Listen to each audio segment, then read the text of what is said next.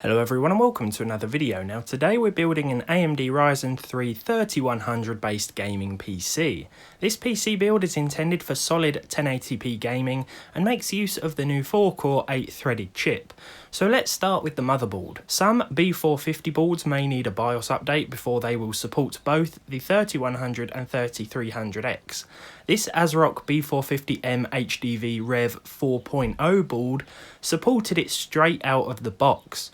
The new Ryzen chips need BIOS 3.70 with this board, which as you can see by the sticker was already present.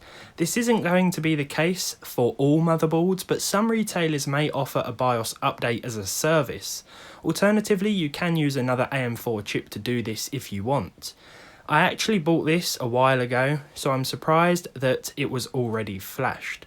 So the CPU, the Ryzen 3100 along with its bigger more powerful brother have been highly praised in reviews. The 3300X is a better choice if you can afford the difference, but this is still an excellent buy. It has 4 cores, 8 threads and a 3.9 GHz boost clock. Plus it comes with the tried and tested Wraith Stealth cooler. So let's get building. First, we'll assemble the motherboard bundle outside of the case. Lift the retention arm on the motherboard and then ensure the CPU is installed the right way by lining up the gold triangle with the triangle printed on the outside of the CPU socket on the motherboard itself. If the triangle isn't on top of the CPU, it will be underneath. And once it's in place, you can lower the retention arm again. It won't take too much pressure to secure, unlike those Intel ones. We'll be building an i3 system soon, hopefully too. Because I've used this board before, I've already removed the heatsink brackets that once sat in these 4 holes. You'll need to do this too in order to install the Ryzen cooler. If you're installing an Athlon CPU, then you can leave them in place, as they use a different style cooler, similar to the old AM3 socket ones. You will need this backplate that will be on the back of your board when you first buy it in order to secure the Ryzen cooler in place. You can then take the Wraith Stealth cooler and screw it onto the board using these 4 points. Just line the cooler up and screw it down. If you bought your Ryzen chip brand new, then the cooler should come pre-applied with thermal paste, so no need to add any of our own here. Once you've screwed the cooler down, you should have something a little like this. Here's one I made earlier. Also, remember to plug the fan cable into the 4-pin header labelled CPU fan. Not doing so will mean that the processor will overheat pretty quickly, and we don't want that to happen. We're also going to install the RAM now. Simply open these clips on the motherboard before doing so. Sometimes the clips will open at both ends, and other times they will only open at one end. These clips on this board only open at one end. I'm not a fan of this design, but it's something that's quite common these days. You can then insert the DDR4 RAM modules into these slots. Make sure they're in the right way round by lining up the pins with the slot and then push down until the clips click back into place. I've gone with 16GB of Corsair DDR4 separated into 2 8GB sticks. This memory is clocked at 3200 MHz. Now we must put our assembled bundle inside the case. For said case, I chose the Antec DP301M Dark Phantom. It's fairly well priced, very solid and isn't too big, so our Micro-ATX motherboard will fit nicely inside. It also comes with a rear 120mm fan, which is near silent in operation. First things first, and we must prepare the case for building inside. The first thing to do, after the side panel was off, was to check that the motherboard standoffs are in place. Sometimes they will be screwed in for you already, and if you're lucky they will also be in the right positions. You have to make sure that they line up with the holes in your motherboard, as the motherboard will sit on top of these inside the case itself. Luckily, these ones were already installed and in the right place. If they're not in place already, then they'll be with the rest of the screws in a bag that all, or the majority of new cases come with. Before we put the motherboard bundle in, I'm going to remove the other side panel too, which will be necessary in order to put our power supply in here and access the front panel cables later on. It's also a good idea to remove any included rear fans before installing the motherboard, because it will just get in the way, trust me. It's just a matter of unscrewing 4 screws and keeping them safe along with the fan somewhere else for a later time. Now you want to take the motherboard, I/O shield or backplate, whatever you want to call it, that will have been included with any new motherboard, and clip this into place at the rear of the case. Make sure the holes of the I/O shield line up with the ports at the back of the motherboard though. This just pushes into place, and like the RAM, you'll hear a click when it's in. It shouldn't require too much pressure. If you bought a used motherboard and don't have one of these I/O shields, then it isn't the end of the world as it's not essential, but if you have one then definitely use it as it will help keep dust out. And it just looks better, to be honest. Next up, we'll take our already assembled motherboard bundle and drop this, not literally, on top of the aforementioned and pre-installed standoffs inside the case. At this point, I'm not even kidding, we're literally halfway there. Building a PC is like building a basic Lego set. Now we'll need to secure the board in place, which in this case requires 6 screws. Screws that will be included with the case as mentioned before, and screws that will look like this. Again, you won't have to use much pressure to tighten them, just do them up wrist tight as I like to call it. I won't bore you with the footage of me actually turning the screws, I'll just skip ahead to the aftermath. I realised halfway through filming that I actually missed a screw, so always double check as mistakes can easily be made, especially simple ones. Time now to install our power supply, and this time round I've gone with my personal Seasonic Focus Plus Gold 550 watt modular unit. It's a little overkill if you're on a budget, but I'll probably be using this PC for a while as part of a long-term test, so I'm putting my own power supply in here because I know it works well. Because it's modular, we'll have to attach any required cables ourselves, but cheaper PSUs will have all the cables already attached to the unit. With a modular unit, it's just a matter of clipping the correct cables into the labelled slots. Modular PSUs do allow for neater cable management though, as you only attach what you need. Like I said before, they can be more expensive however. So our PSU should slide into the case around the back, but there was a small problem. The fit was very tight and the hard drive caddies were in the way. At this point I thought, oh no, what were Antec thinking with this design? And then I realised you can actually remove this part of the case if you want to. We're not going to be using a traditional hard drive, only an SSD, so I'll be removing the hard drive caddies and leaving them out of the case indefinitely. It's simply a matter of undoing 4 screws underneath the case like so, and then the hard drive bay will slide out with ease. Our PSU will then slide right in without any obstructions. The location of the PSU will of course depend on the case you buy, but most of the time they seem to be bottom mounted, or at least with cases here in the UK. Personally, I prefer a bottom mounted PSU as it looks neater, especially if it's hidden away like it is inside this Antec case. To secure this in place, you'll want 4 screws that look like this. The holes at the back of the power supply should line up with the holes in your case, whether you install it with the fan facing up or down. If there's space under your case, which there should be, install it with the fan facing down. This is what you should have so far. We're halfway there. I said that before, we're 3, what comes after half? Wow, my mathematical skills are lacking. Anyway, it's time to connect some of these power cables from the power supply to the motherboard. We're going to start with the biggest cable first, the 24-pin power connector. This connects to the corresponding 24-pin connector on the motherboard. Cable management isn't a priority today, so I apologise if what you're about to see isn't my neatest work. This clips into place again with not too much pressure. We're going to now plug in the 4-pin CPU power connector as well. Your power supply might include a 4+4 pin connector like mine, and you might need to use them both, but the B450M HDV only needs one 4-pin CPU connector, which plugs into the top left hand corner of the board. There is a nice hole at the top of the case to run the cable through, which is nice as it helps keep cables neater. Next up, let's get the storage drive in. I've gone with a 480GB Kingston SSD. You'll also need a SATA cable here too, at least one of which should be included in the motherboard's box if you bought it brand new. The SSD bays are actually around the back here, and to fix it in place you need to remove this big screw and then put the SSD inside this metal casing. It takes 4 little screws to hold it in place here, screws identical to the ones that held the motherboard in place earlier.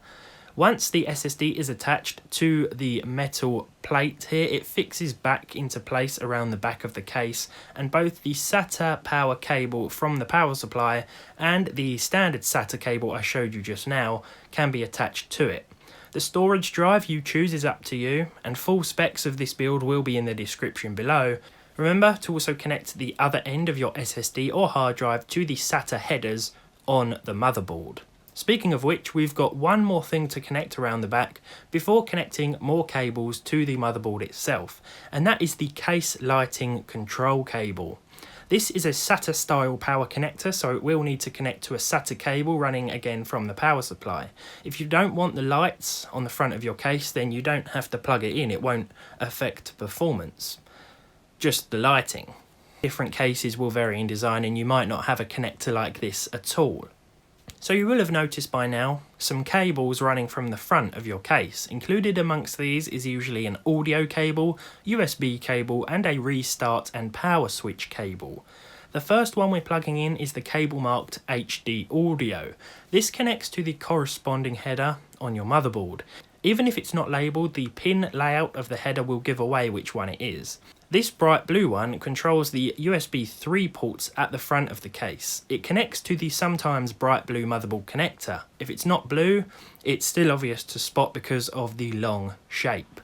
Older cases or motherboards may not have this connector. Finally, we have these, the fiddliest of all cables, the hard drive LED, which is non-essential, the reset cable and the power switch cable. These plug into the appropriately labelled headers on the motherboard too, though if they're not labelled you can usually find a diagram on your motherboard's manufacturer's website of how they should be attached. If you connect them to the wrong pins, first of all, don't worry because your system isn't going to blow up or anything like that. Alright, now we're 4/5 of the way done. Is that more than half? I hope so. Now it's time for the most satisfying part, installing the graphics card. First of all, we need to make way for it. Different cases will handle graphics card accommodation differently, but in the case of this Antec, we need to undo the big screw here, which I soon realised couldn't be done by hand. And then we needed to remove a couple of these flimsy metal brackets. On cheaper cases, they might just snap off, but here they can be removed without damaging them, which is always preferred. In terms of the GPU, I actually ended up going with what I feel is a good starting point for 1080p gaming. This is the 5500 XT. You've seen it before, but I feel like this would be one of the options that someone with less of a spending limit would have in mind. The 3100 could definitely handle something beefier though, perhaps a 1660 Ti or even an RTX 2060 and beyond, so keep that in mind if you wanted to use a more powerful GPU. Once your graphics card is installed and the power cable has been connected, in this case a single 8-pin one, remember to put the rear fan back in place as well. Some front fans would also be wise and there is room for some, just make sure your chosen motherboard has enough connectors to power them. So, a Ryzen 3100, 16GB of RAM and a 4GB 5500 XT. Is this a decent enough combination for 60fps 1080p gaming? And what settings will you need to use? First, let me share with you a couple of shots from the outside of this PC. Now, personally, I think this looks pretty good. It's a mostly all black design with some RGB going on the front as well. As I said before, there is space at the front of the case for extra fans. Just make sure that your motherboard has the headers required to plug them in. If not, you might be able to find some fans that plug into a Molex connector. But yeah, overall, it's a pretty solid, sturdy build. You can, as I said before, use a card more powerful than the 5500 XT if the budget allows. But I thought that that was a nice place to start, especially if you are working with a tighter budget. There's also one more thing to do before we get into the games. This is possibly one of the most satisfying things of all time. So immediately I noticed that in the Cinebench R20 test, the 3100 was hot on the tail of the old i7 7700K, a once $350 part. Not bad at all. This also makes me wonder where the soon to be released i3 10100 will come in. If it's already been released at the time you're watching this video, I bet the Ryzen took the lead by 102 points. Just my guess. Anyway, it's now time for some games. How well do the $99 and $160 or the equivalent in your chosen currency, 3100 and 5500 XT work together? Well, Let's find out. Now also keep in mind that an 8GB variant of this very card is available, but the price is a bit higher, at least here in the UK, so that sort of pushes it into the territory of slightly faster cards anyway. So we might as well start off with an easy game here, CSGO at 1080p with the lowest settings, and we saw over 260 frames per second on average. The footage here is from a bot match, but the figures were taken from combining 3 online games, so you're going to have a fantastic time with this 4-core 8-threaded CPU. Now this is a slightly older title, Far Cry 5. It's not that old, it's a couple of years old now I guess, but it's still a favourite of mine, and it can take some CPU power to run smoothly. Here though, at 1080p high, well, again you're going to exceed 60 frames per second, even with the 4GB 5500 XT in the system too. The 4 cores and 8 threads of the 3100 here are handling this game with relative ease, and I didn't really notice that much slowdown or stutter either, so Far Cry 5 is a pretty decent experience, to be honest, with this rig. So a lot of you were probably waiting for this one. This is Fortnite. Now a PC like this is going to handle Fortnite very nicely with at least 100 frames per second at the high settings. I did notice that there were a few slowdowns when we jumped out of the battle bus at the start of the game, and this is something that's been happening on all of my hardware recently. Even the Ryzen 5 1600 AF has been exhibiting issues, but once you are on the ground, things seem to clear up nicely and the game runs fine. You can of course turn things down if you want to, but I think Fortnite with the high settings runs just wonderfully on this rig. One thing I'll also mention is that the system stays very quiet as well. It's barely audible, but the CPU fan does emit a slight buzzing noise that I noticed with either the 3000G or 200GE a while ago. I can't quite remember which one it was, but you can hear the CPU fan. It's not loud, it just makes a sort of buzzing noise, which is a little off-putting with the side of the case off, but with the side on you can't hear it. I just thought I'd mention that because I want to be totally honest. It might just be my specific fan though. When you're playing a game you can't hear it. Now you can expect around 100 frames per second in GTA 5 as well, the ever popular Grand Theft Auto 5. 1080p high here with MSAA turned off just to give us the best frame rates. The game still looks fairly good and it runs very nicely indeed. This has been a long time favourite of mine, and I'm glad it's back in the benchmark roster because it's always fun to take a look at. On this system it runs very nicely, and I do think that overall 16 gigs of RAM is certainly a better way to go. You can of course use 8 gigs if you are on a tighter budget, and it won't make that much difference with GTA 5, but for newer and more demanding games, well, you might want to consider 16 gigs right off the bat. Now for Red Dead Redemption 2, I was also targeting 60 FPS at 1080p, and this was achieved by selecting the second balanced preset, which sets the textures to ultra straight away, and a couple of the other settings to both medium and high. In fact, the game looks really good with these settings. TAA was also on, the bar was slightly increased, but we saw at least 60 frames per second as I attempted to take this fault in the game and failed miserably. Well, things remained pretty solid, and they will still remain solid as you approach busier town areas too, which is always nice to see.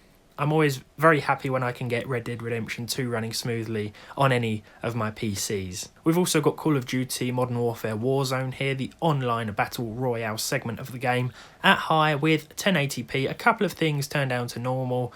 We were seeing 60 frames per second. Again, this is footage from a practice match. The figures were actually taken from a few online games and then combined, but I recalled practice matches in some of these games simply so that I'm not focusing more on the benchmarking as opposed to the actual playing, and therefore not letting my team down. This one actually ran better than I thought it would, and after installing yet another huge update to test it, well, things seem to work out quite nicely indeed. So there we go. This has been the Ryzen 3100 and RX 5500 XT build.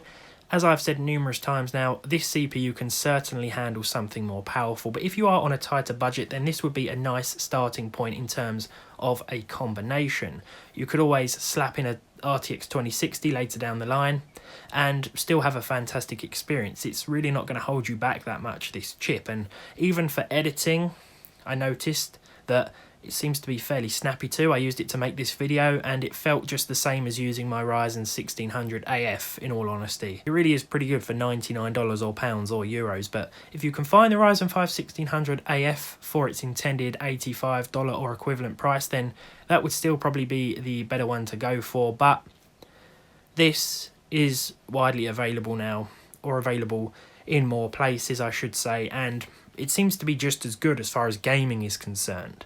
Thank you very much for watching this video. If you enjoyed it, leave a like down below. Leave a dislike if you didn't. Subscribe to the channel if you haven't done so already, and hopefully I'll see you in the next one. And we should be putting together another PC very soon too, maybe with the 3300X or hopefully the new i3.